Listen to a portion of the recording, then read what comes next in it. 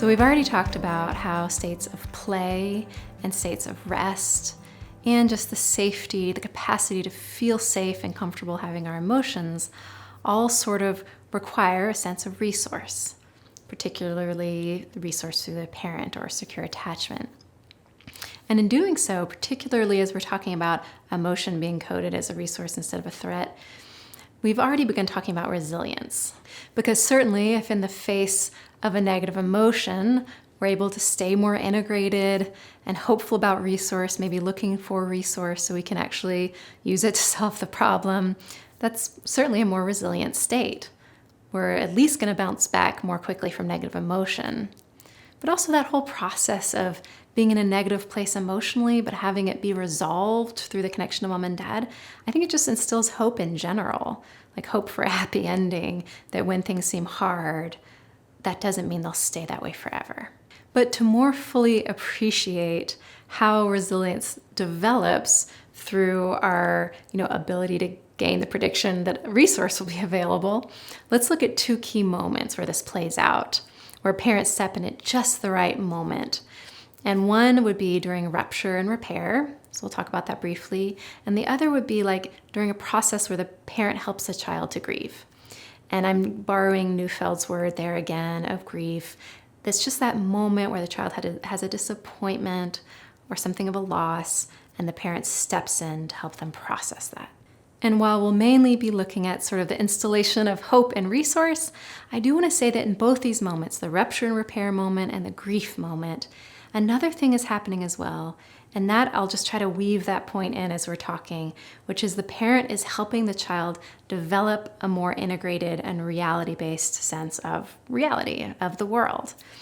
And if you have a reality-based view of the world, a more complex, integrated sense of what to expect and how things work, that is a more resilient state by nature. So here, of course, we're talking about concepts, like having more complex, integrated concepts versus simple or fragmented ones. So let's trace that together too during these next two sections of how the parent's presence also helps the child develop more complex concepts. So let's just look a little bit at rupture and repair. This is fairly straightforward. So when a parent makes a rupture, the child suddenly feels less resourced. If they're able to come back and fill that resource up again, an important concept is created for the child. The concept that sometimes resource leaves, but that doesn't mean it's gone forever. If I wait and hold on and hold myself up for a second, maybe the resource will come back. If the child's never had that kind of rupture and repair process, then as they're adults, the first time their resource, something they thought could be there for them wasn't, they might be shattered by that. But if they're sort of used to an ebb and flow, they're used to sort of moments where they have to hold on a little bit to wait till the next resource arrival to come, hold on to a little disappointment or a little moment of feeling less resourced, because they have at least the concept of hope that even if it's kind of broken right now, it can be fixed. So that's going to be obviously a more resilient state. And then the second point I was just wanting to make about the nature of reality thing, I was going to weave that point in here. Well, the version of that with rupture and repair is that another concept is being created, which is that people and relationships are complex. So we have actually a more complex concept of people and relationships that says they can sometimes hurt me, but that doesn't mean they're all bad. Or of relationships that says, just because this relationship in moments fails me doesn't mean it's not overall still a good resource and worth my investment. So it's almost like as we're having this process of rupture and repair, again, we're developing more integrated or complex concepts, schemas, whatever word you want to use, about people, others. Siegel talks about me maps, we maps, and you maps. Like we have a more complex you map. I can understand that people can be both good and bad, can be generally really there for me, but sometimes hurt me. Also, we have more complex we maps, understanding of what relationships are, that they can be good even if they sometimes fail us. Obviously, the extreme other opposite end of that continuum would be splitting, when the mind doesn't develop the capacity to hold in one unified concept goodness and badness. So through rupture and repair, the child's sort of conceptual, unconscious conceptual map of reality enlarges to hold both good and bad. So let's continue this conversation about resilience. But now we'll be really digging into the concept of what Neufeld calls grief, which is a little longer conversation. But here he's just using that word to mean those little moments of disappointment or defeat or loss that causes the child system, this is my language, but to become a little resource insecure and to need like vulnerable. And that in those moments of vulnerability, how important it is for this parent to step in to help the little child system reconstitute through a process you could call healthy grief. Now, I assume he uses the word grief, even though that's kind of a big word to use for these little moments, just because in these little moments of like mini grief, where there's like a little loss or a little disappointment, it's like a microcosm of the process. It templates for the child sort of a system or an integrity, an internal integrity, and interpersonal connectedness that will be used and be useful for them as they approach bigger griefs as an adult. So if the child has even a small loss, like having to say goodnight and therefore goodbye to sister at the end of the day or something, or even has a big loss, like grandma dies, in that moment, they're really dependent on the parent and the parent's presence and guidance to help them sort of come to terms with their new reality that includes that loss.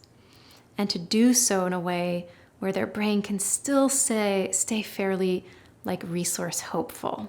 So yes, there was this loss, but if I process it with really felt and present and real to me a sense of resource through my parents' care, then it allows my system to stay regulated enough and move through it, again, still having a sense of hope and resource, even if I live in a world where there's loss.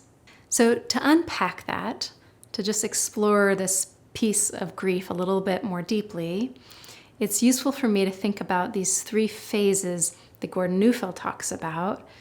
And I think of them as like these 3 circles. And thinking of them that way has just helped me kind of like, I don't know, it helps me think through or anchors my understanding of attachment and what really happens in sort of like the dance of attachment.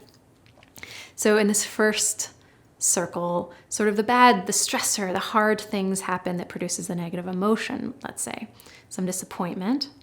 Then the child turns, goes into mom and dad, kind of away from the world, into mom and dad to process that. And then once they've done so, they're turned, they turn back, have a support from mom and dad to go face the world again. So let's look at each of those circles in turn. So the first circle, something bad happens. Let's say I'm a kid and I'm playing and I have a toy and it breaks. I just think of that example because Barrett talks about how for a child, like even a toy could be a resource if it helps the child learn and engage and is regulating to it. So here's the toy. It breaks. The child's brain registered, I just lost some resource. Therefore, is going to be physiologically responding to that, right? By going into a little bit more fight or flight. Depending on the age of the child, they might use that sympathetic energy to kind of like try to fix the toy. And they'll get frustrated, frustrated with the problem, and they'll kind of like try to fight against it for a moment until they realize that the toy can't be fixed. So these are moments where Neufeld talks about how the child shifts from frustration into tears of futility. Because the truth is, some things in life really are futile. Like some things are broken and can't be fixed, or something's lost and we can't get it back. So it's really important. So in that moment, it's actually important for the child system to kind of, in a way, give up, stop trying. And the reason that's important partly is because if they kept like hitting their head against the wall, like they were using up limited precious resources. So I think that's one reason we sort of can shift into this more sad, sort of withdrawn or low energy state. It's like the brain saying, okay, that isn't working and I'm using up resources, plus I just lost a resource and now I'm losing even more resource trying to fight to get it back. If that's not working, the brain kind of goes, okay, just pull in, disengage from the world and pull in. Now, in the meantime, Barrett talks about how we cry. Actually, Gordon Newfield, I think, calls these tears of futility. She talks about how the tear response or the crying response, when we're sort of activated, is a way to bring ourselves down or to regulate ourselves, right? And she says, it's because during crying, we have a longer exhale, which triggers a parasympathetic response. So, I think that might be partly true. Or at least that may be evolutionarily the first reason we started crying, started breathing a certain way to kind of regulate ourselves. But I also kind of have to believe that crying isn't just a way to force ourselves to deep breathe. I would think that, again, maybe it originally started that way, but then also that evolution would have selected, ways to accentuate that as a social signal. So now I'm not just deep breathing, but I have water coming out of my eyes, and I'm making some sounds, and I'm doing things to kind of drive everyone's attention to it. Hopefully my attachment figures, even just myself, to be wait, stop, just take a moment, stop beating your head against the wall, go from the frustration to the tears of futility, let it hit you, let yourself, process this, and actually, hopefully run to mom and dad with those tears.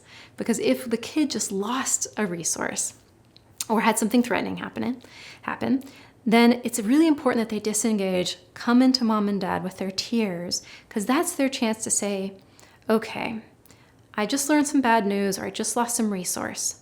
So before I go continue engaging with the world, instead of just going on to the next thing then and playing over here now, before I engage again, I've got to come in and reassess my resource situation. Maybe reconnect with my resources. So I just make sure they're there. Get the reminder of resource so that my brain can have the reminder of resource, sort of to balance out this information about loss, so that my brain doesn't take the loss situation too far and think, gosh, now I need to get depressed because I have less resource. It's okay, no, that bad thing happened, but mom and dad are here. And the parents really help with that if they're yeah, that bad thing happened, but here I am. So here, obviously, would be another chance to talk about how the parent stepping in, how secure attachment can provide resilience through providing a more integrated view or concept about reality. So for instance, if the child just had a bad experience and mom and dad is still there, then in their view of the world, not only are they comforted and sort of balanced out in the moment, but they're learning about reality. They're learning that it holds both good and bad. And I think of it they're integrating what just happened, maybe the bad news they just learned about reality, they're integrating that into their overarching sense of reality as also holding some good. And the truth is, we want to slow down and integrate the bad also. Because if we don't integrate negative experiences into our overall map of how the world works, we'll just stay really naive. This is how we learn. We learn where the dangers are. We don't want to be naive. We just don't want to have an overly negative view either. So in that moment where something negative happens, but the parent says, yeah, that just happened. We live in a world where it's possible for that type of thing to happen, or that's a real danger. And remember, you also live in a world where people love you and where you have support.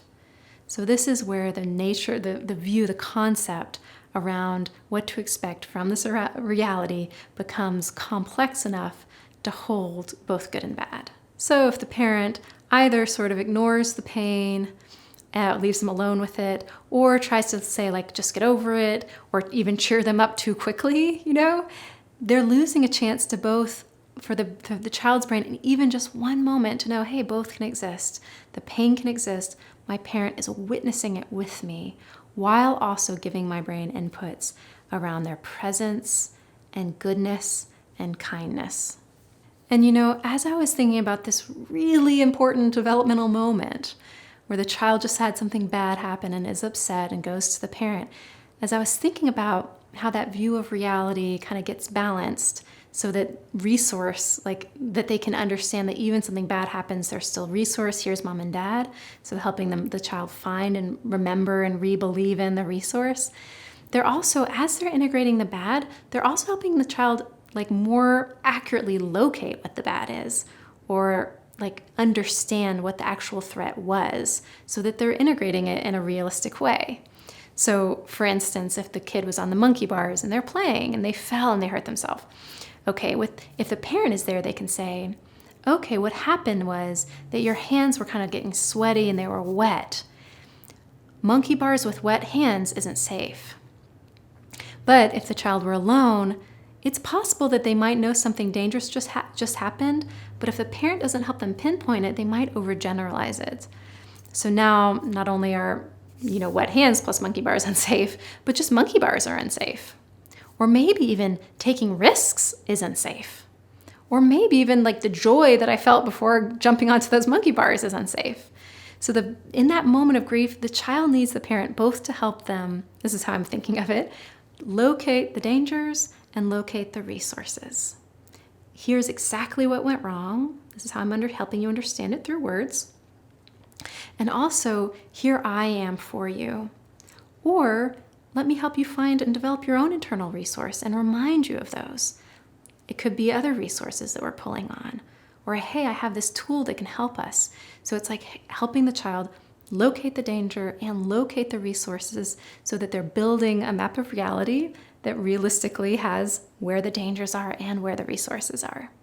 And as that map is being created, as the parent is doing that, another equally important thing is happening as well, of course. And that is that the child's brain is learning the process of locating dangers and locating resources.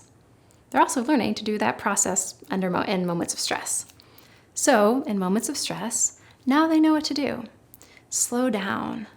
Figure out, what just happened? What really was the problem? What was the danger? What do I need? What is my need for resource? And where can I get that resource? And learning about where the resources are as they're an adult, it may be sort of like an internalized version of their parent or their own inner resources or a tool.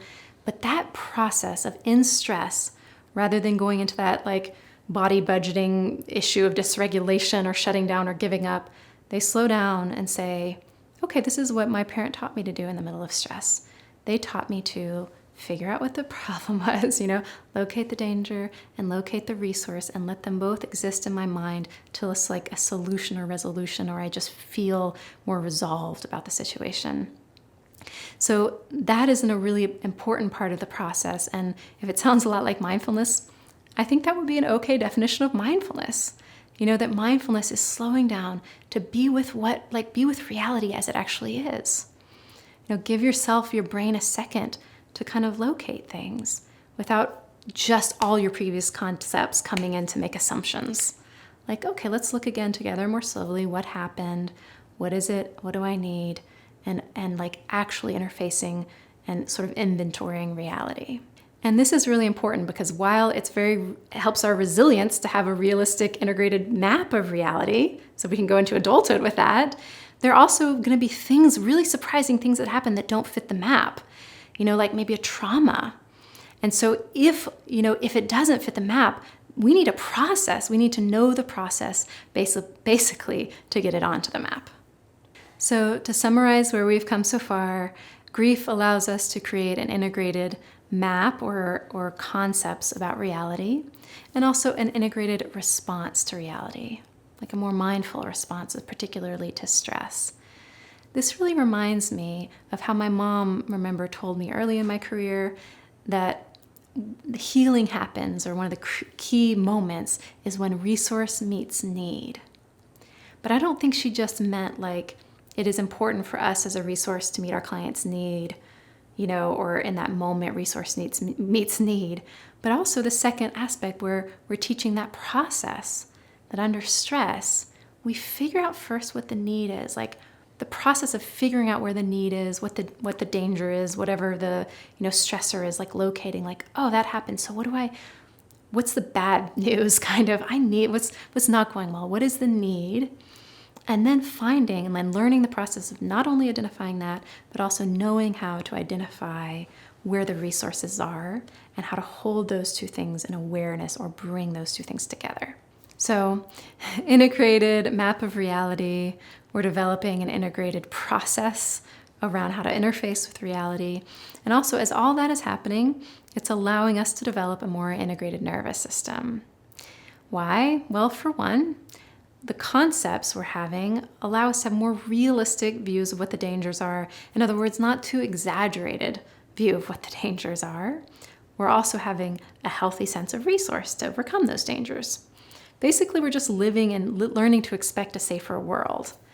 And of course, if that doesn't happen, or certainly if there's abuse and there's actually a lot of real danger happening to the child that they're then later going to predict that the world's a very dangerous place, those predictions, those concepts carry forward and, of course, impact how we perceive the world, our understanding of, again, that map of reality. And if that map of reality has exaggerated negatives and sort of diminished positives, we're just more likely to go into a stress response because we feel more threat and less resource.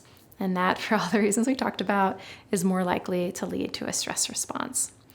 So for instance, this moment of grief where the parent's really helping the child have a more hopeful, not Pollyanna, but hopeful view of reality and how to respond to it, that's going to help them feel resourced enough that they can stay integrated. For some of the reasons also we talked about before, the hope of resource. But also just the practice, like as the parent sits down and does that, basically that mindful practice with the child, that requires, like, that's going to bring online a sort of a cooperation between the different parts of the brain that the task requires of sort of locating the dangers and the resources and feeling not good, but feeling the care of my parent. That's such a complex task that the whole brain is going to engage with it and feel safe enough to engage with it, that it's almost like the neurobiology of that is just favored or supported or like practiced, you could say. So like the inner architecture is just more like honed toward integration. And especially if you think about these moments, it's more oriented toward integration in the face of stress. So that takes us back to where we sort of started the segment, was around the topic of building resilience. So let's return really quick to the 3 circles. So we did the first circle, the upset, the frustration, turning into the tears of futility, and then Neufeld talks about from there, after they settle and the child's resource channels filled up again, the parent sort of turns the child and encourages them to face the world as it is, as with their new, more complex understanding of it. He calls that encouraging the child toward bravery. But he says you can't skip the middle step. You can't just have something bad happen and encourage them toward bravery.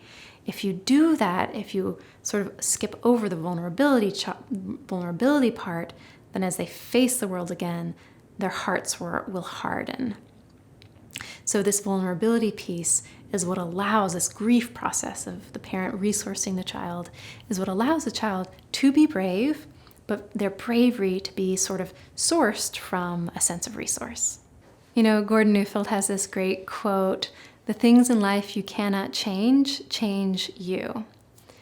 And I've always thought of that as like a very positive message about this topic. We're talking about how resilience can be built in the face of like a frustration or something we can't change and therefore just have to grieve. That in that process of grieving, it's like we would rather that thing be the thing that changes, but it won't. And so we have to expand our capacity to exist in a world where, you know, that thing is broken, or if something like this event can happen. We have to expand ourselves instead, become more resilient.